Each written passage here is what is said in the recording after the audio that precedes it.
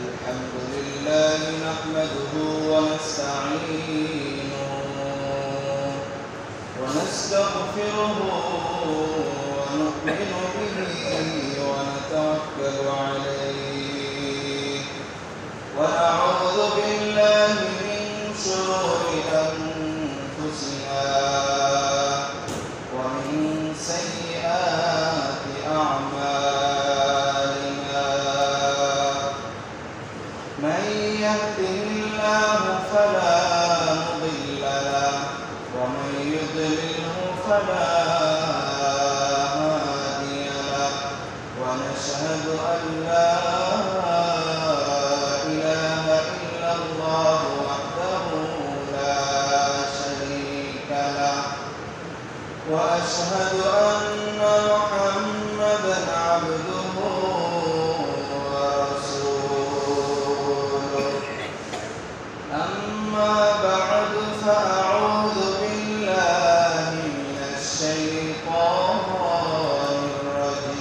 الرجيم بسم الله الرحمن الرحيم ومن آياته أن خلق لكم من أنفسكم أزواجا لتسكنوا إليها وجعل بينكم مودة ورحمة إن في ذلك لآيات لقوم يتفكرون وقال رسول الله صلى الله عليه وسلم عن عائشة رضي الله تعالى عنها قالت قال رسول الله صلى الله عليه وسلم خيركم خيركم لأهله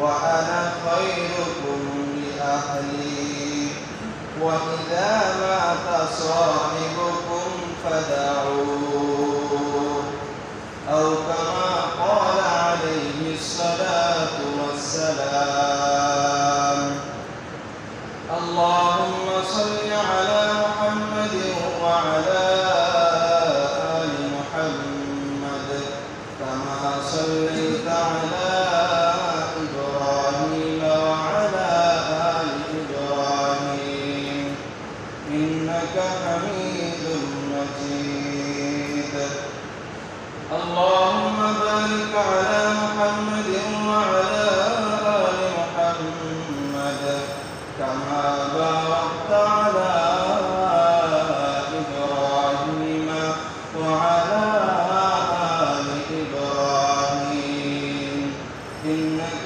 حميد مجيد سبحانك لا علم لنا إلا ما علمتنا إنك أنت العليم الحكيم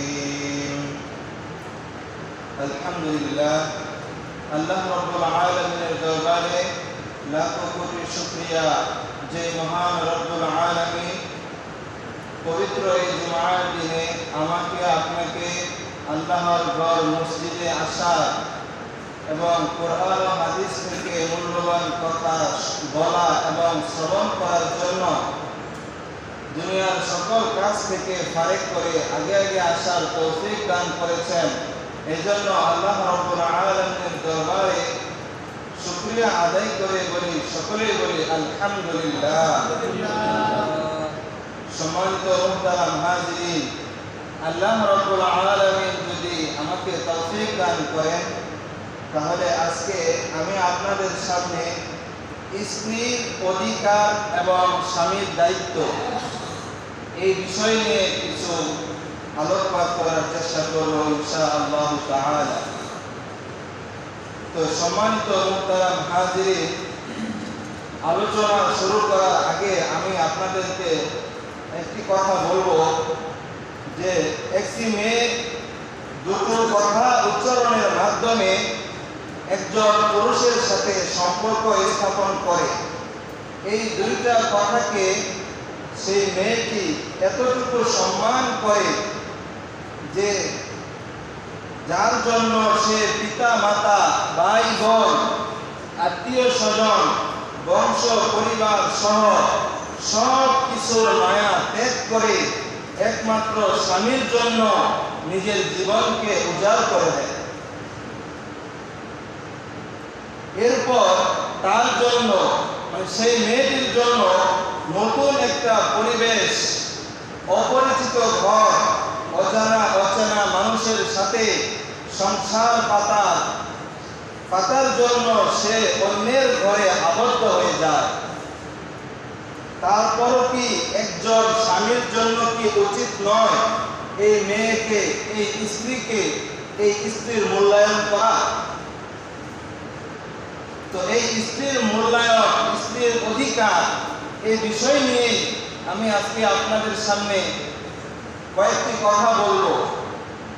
তো সম্মানিত মুহতারাম হাজিরিন, আল্লাহ রাব্বুল আলামিন পবিত্র কোরআনের সূরা রুমের 21 নম্বর আয়াতে বলেন, وَمِنْ آيَاتِهِ أَنْ خَلَقَ لَكُم مِّنْ أَنفُسِكُمْ أَزْوَاجًا لِتَسْكُنُوا إِلَيْهَا।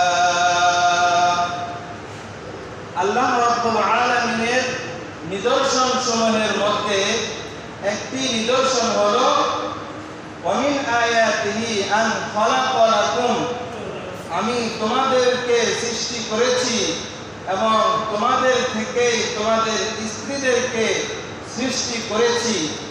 আজওয়াজা লিতাসকুনু ইলাইহা, তোমরা স্ত্রীদের কাছে গিয়ে যাতে করে প্রশান্তি লাভ করতে পারো। আজওয়াজা লিতাসকুনু ইলাইহা وجعل بينكم مودة ورحمة وجعل بينكم, এবং তোমাদের জন্য বানিয়ে দিয়েছি, করে দিয়েছি মাওয়াদ্দাতা ওয়া রাহমা, ভালোবাসা এবং দয়া সৃষ্টি করে দিয়েছি। মহব্বত, ভালোবাসা, স্ত্রীর কাছে গিয়ে যাতে করে তোমরা প্রশান্তি লাভ করতে পারো, ভালোবাসা মহব্বত করতে পারো। যখন তোমরা বৃদ্ধ হয়ে যাবে একে অপরের জন্য যাতে করে তোমরা দয়াবান হতে পারো। আজওয়াজান লিতাসকুনু ইলাইহা ওয়া জাআলা বাইনাকুম মাওয়াদ্দাতান ওয়া রাহমা ইন্না ফী যালিকা লাআয়াতিন লিকাওমিন ইয়াতাফাক্কারুন। যারা বুদ্ধিমান তারাই এর থেকে শিক্ষা গ্রহণ করে এবং চিন্তা ফিকির করে যে আল্লাহ রাব্বুল আলামিনের একটি নিদর্শন, তিনি তোমাদের স্ত্রীদেরকে সৃষ্টি করেছেন যাতে তোমরা তাদের কাছে গিয়ে প্রশান্তি লাভ করতে পারো, ভালোবাসা মহব্বত করতে পারো। এই জন্য আল্লাহ রাব্বুল আলামিন তোমাদের জন্য তোমাদের স্ত্রীকে সৃষ্টি করেছেন। তো সম্মানিত মুহতারাম হাজিরিন, স্ত্রীদের এক নাম্বার অধিকার হলো স্ত্রীদের সাথে ভালোভাবে বসবাস করা, সৎভাবে বসবাস করা। আল্লাহ রাব্বুল আলামিন সূরা নিসা 19 নম্বর আয়াতে ইরশাদ করেন, ওয়াআশিরুহুন্না বিল মা'রুফ ফাইন কারিহতুমুহুন্না ফাআসা আন তাকরাহু শাইআন ওয়া ইয়াজআল আল্লাহু ফীহি খায়রান কাসীরা। তাহলে এক নাম্বার হলো স্ত্রীদের সাথে সৎভাবে বসবাস করা। ওয়াআশিরুহুন্না বিল মা'রুফ, তোমরা তাদের সাথে সৎভাবে বসবাস করো। যদি তোমরা তাদেরকে ফাইন কারিহতুমুহুন্না, যদি তোমরা তাদের কোনো বিষয়কে অপছন্দ করো, তোমরা তোমাদের স্ত্রীর যে বিষয়টিকে অপছন্দ করো, হয়তো এই অপছন্দের ভিতরে আল্লাহ রাব্বুল আলামিন তোমাদের রেখেছেন। فإن كرهتموهن فعسى أن تكرهوا شيئا ويجعل الله فيه خيرا كثيرا। তো একজন স্বামী তার স্ত্রীর কাছে কখন সম্মানিত, কখন সে স্ত্রীর সামনে সে ভালো মানুষ হিসেবে পরিচিত লাভ করবে, আল্লাহর নবী রাসূল আকরাম সাল্লাল্লাহু আলাইহি ওয়াসাল্লাম তিরমিজি শরীফে 3895 নম্বর হাদিসে উল্লেখ করেন। عن عائشة رضي الله تعالى عنها قالت قال رسول الله صلى الله عليه وسلم خيركم خيركم لأهله وأنا خيركم لأهلي وإذا مات صاحبكم فدعوه। আয়েশা রাদিয়াল্লাহু তাআলা আনহা থেকে বর্ণিত, তিনি বলেন নবী করিম সাল্লাল্লাহু আলাইহি ওয়াসাল্লাম ইরশাদ করেন, খায়রুকুম খায়রুকুম, তোমাদের মধ্যে সর্বোত্তম সেই, খায়রুকুম, তোমাদের মধ্যে সর্বোত্তম সেই, খায়রুকুম লিআহলিহি, যে তার পরিবার অর্থাৎ তার স্ত্রীর নিকট সর্বোত্তম।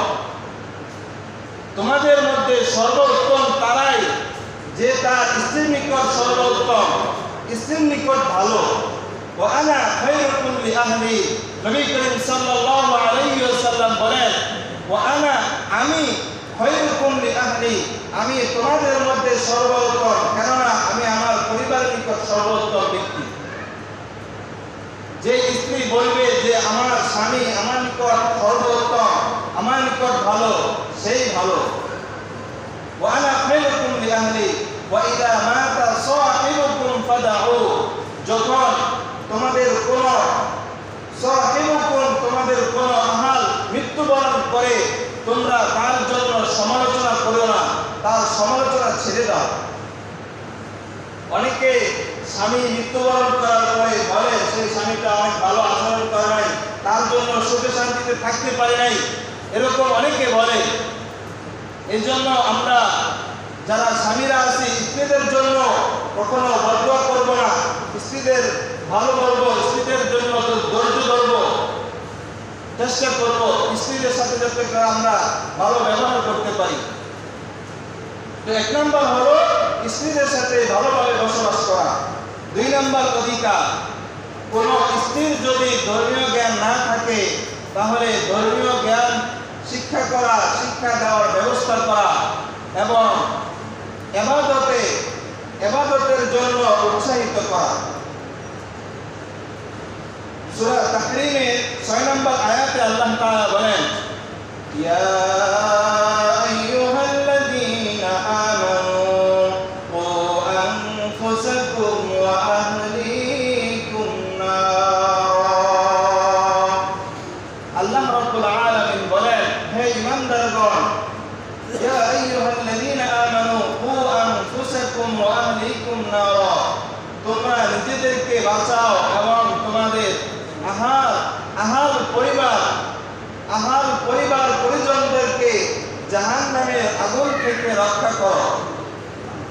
যখন এই আয়াত নাজিল হলো তখন হযরত ওমর রাদিয়াল্লাহু তাআলা আনহু নবী করিম সাল্লাল্লাহু আলাইহি ওয়াসাল্লামের কাছে এসে জিজ্ঞাসা করেন, ইয়া রাসূলুল্লাহ নাকি আনফুসানা ফাকাইফা লানা বিআহলিনা। হে আল্লাহর রাসূল, আমরা আমাদেরকে রক্ষা করার বিষয়টা তো জানলাম, বুঝতে পারলাম, কিন্তু আমরা আমাদের পরিবার পরিজনদেরকে কিভাবে বাঁচাবো?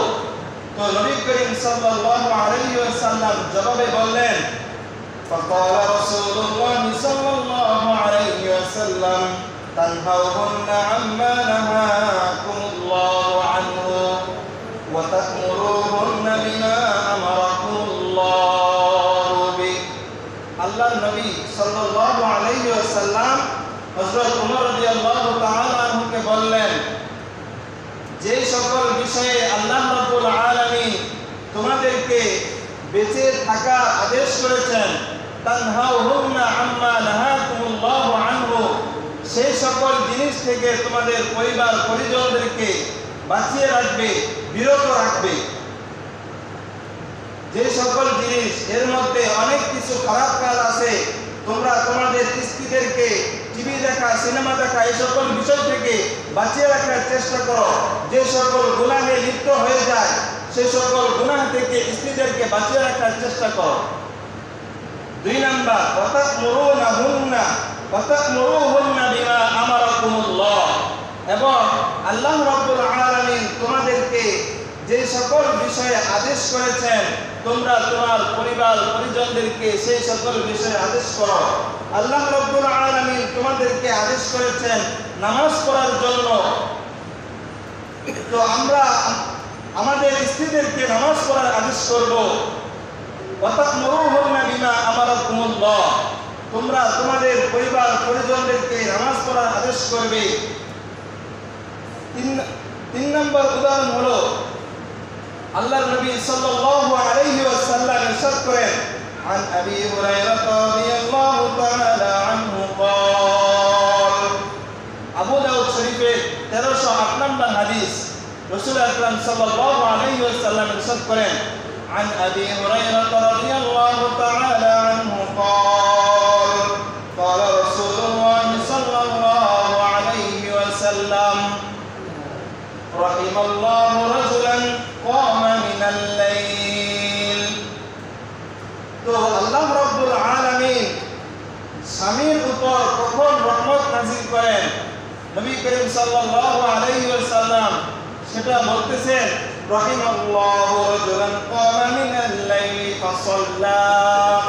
কোন ব্যক্তি যদি রাত্রিবেলা জাগ্রত হয়, রাহিমাল্লাহু রাজুলান, আল্লাহ রাব্বুল আলামিন ওই ব্যক্তির উপর রহমত নাযিল করেন, কামা মিনাল লাইল, যে ব্যক্তি রাত্রিবেলা জাগ্রত হয়, ফাসাল্লা, এবং তাহাজ্জুদ নামাজ আদায় করে।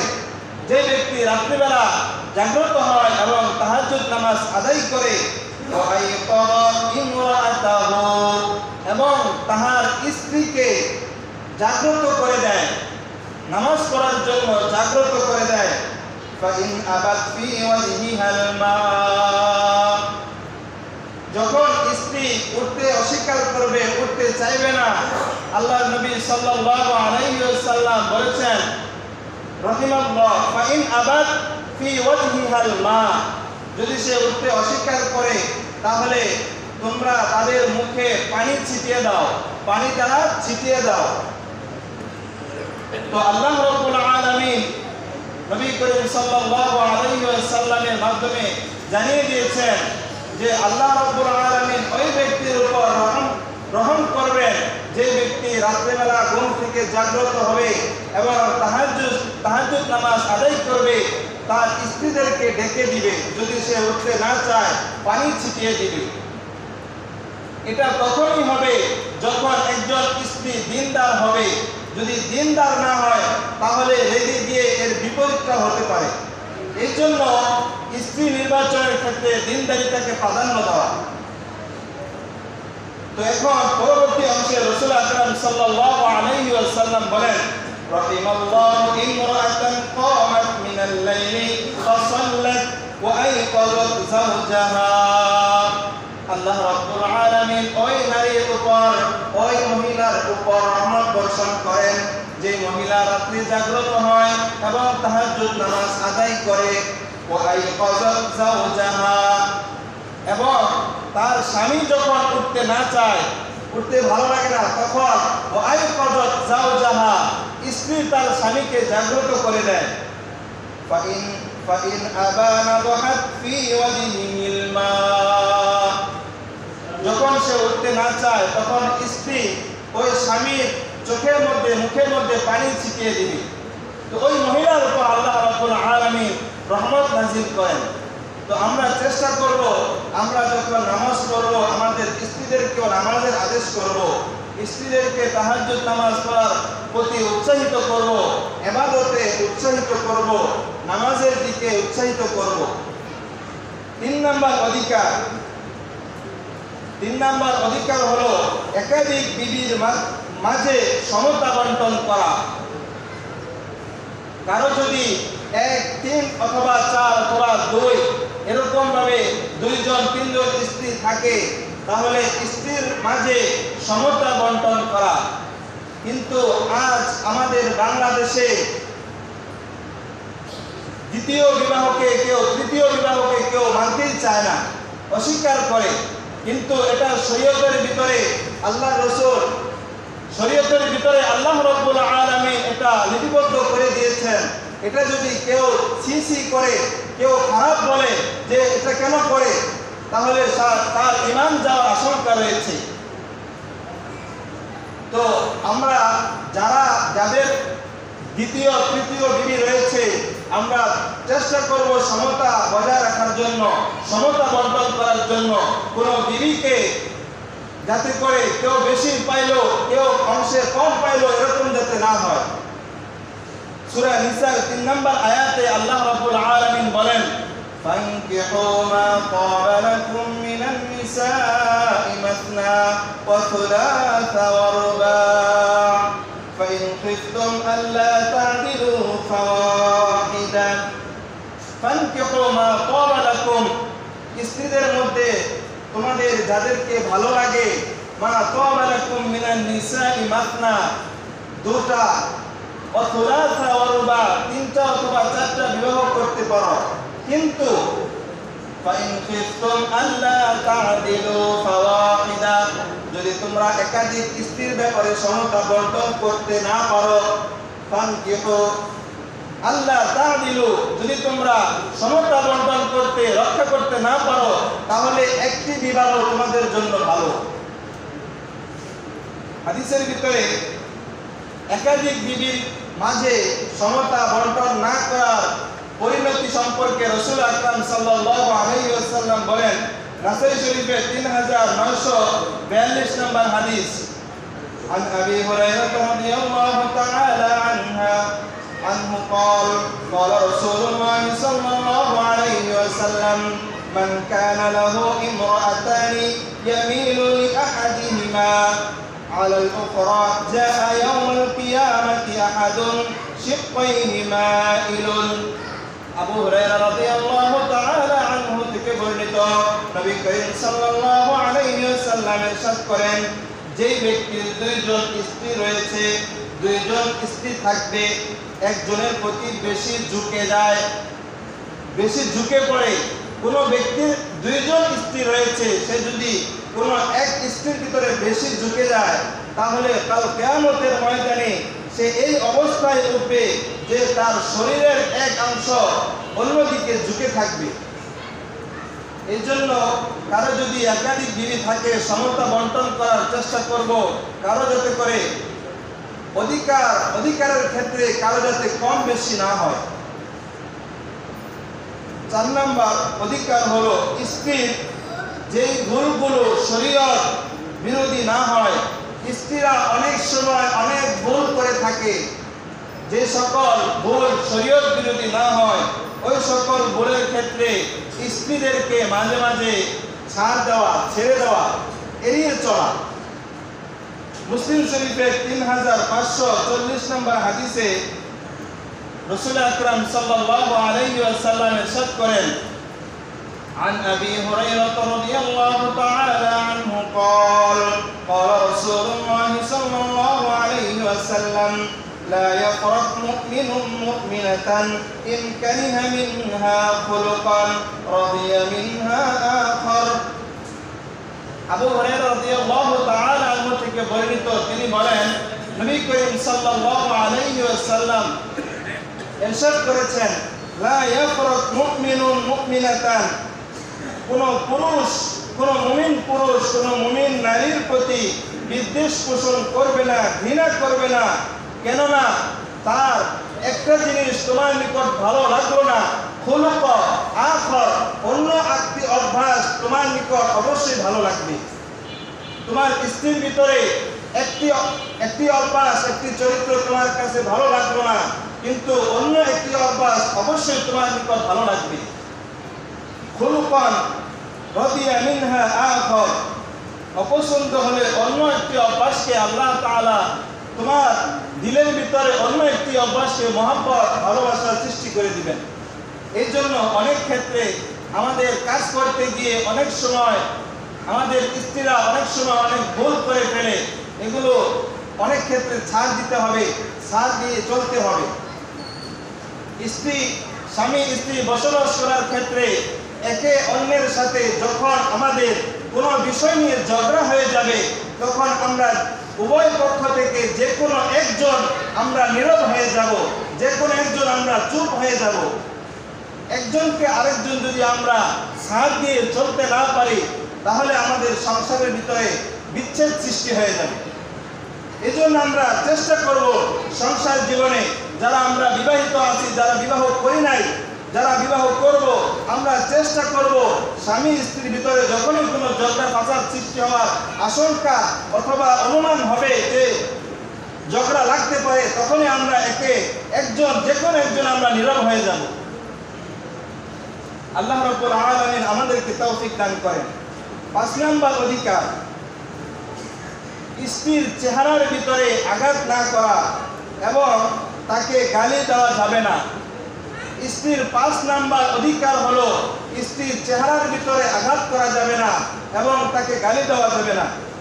আবু দাউদ শরীফের 2142 নম্বর হাদিসে রাসূল আকরাম সাল্লাল্লাহু আলাইহি ওয়াসাল্লামের সাহাবী عن حكيم بن معاوية القشيري عن أبيه قال قال رسول الله صلى الله عليه وسلم قلت يا رسول الله ما حق زوجه أحدنا عليه। হাকিম ইবনে মুআবিয়া আল-কুশাইরি রাদিয়াল্লাহু তাআলা আনহু তার পিতা থেকে বর্ণনা করেন, তার পিতা নবী করিম সাল্লাল্লাহু আলাইহি ওয়াসাল্লামের কাছে গিয়ে জিজ্ঞাসা করেন, স্ত্রীদের ব্যাপারে আমাদের কি কি হক রয়েছে, স্ত্রীদের ব্যাপারে আমাদের উপর তাদের কি কি হক রয়েছে। তো নবী করিম সাল্লাল্লাহু আলাইহি ওয়াসাল্লাম ইরশাদ করেন, 2টি জিনিস তাদেরকে তোমরা আদায় করবে এবং 2টি জিনিস থেকে তোমরা বিরত থাকবে। 1 নম্বর হলো ক্বালা ইন আনতুতিমাহা ইদা তুআমতা, যখন তোমরা খাবে তখন তোমরা তোমাদের স্ত্রীদেরকে খাওয়াবে। যখন তোমরা কাপড় পরিধান করবে তখন তোমরা তোমাদের স্ত্রীদেরকে কাপড় পরিধান করাবে। আর পরবর্তী 2টা হলো যে 2টা থেকে বেঁচে থাকার জন্য বলা হয়েছে ওয়ালা তাদরিবিল ওয়াজহা।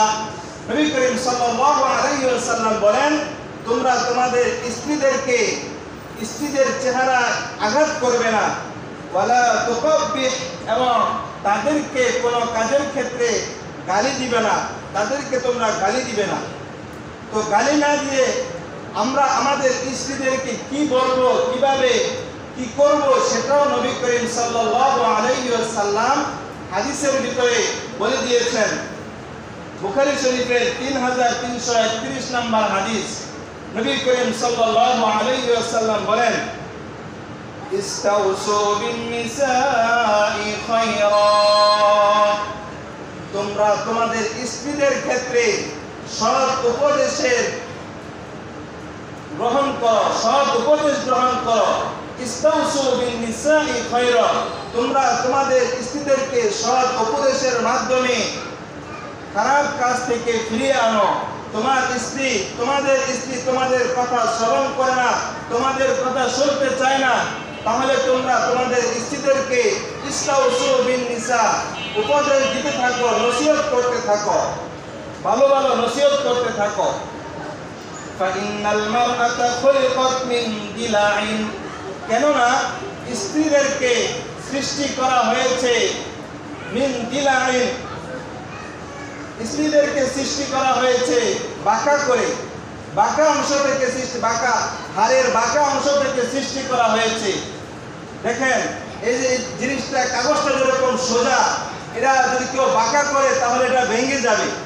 ফাইন খুলিকাত মিন দিলাইন, তোমাদের স্ত্রীদেরকে বাঁকা করে সৃষ্টি করা হয়েছে, যদি তোমরা সেটাকে সোজা করতে যাও সেটা ভেঙে যাবে, আর যদি সেটাকে ছেড়ে দাও তাহলে সেটা ধ্বংস হয়ে যাবে। ওয়াইন আবাদ, যদি তোমাদের স্ত্রী তোমাদের কথা না শোনে তাহলে তাদেরকে ইস্তাউসু বিন-নিসা।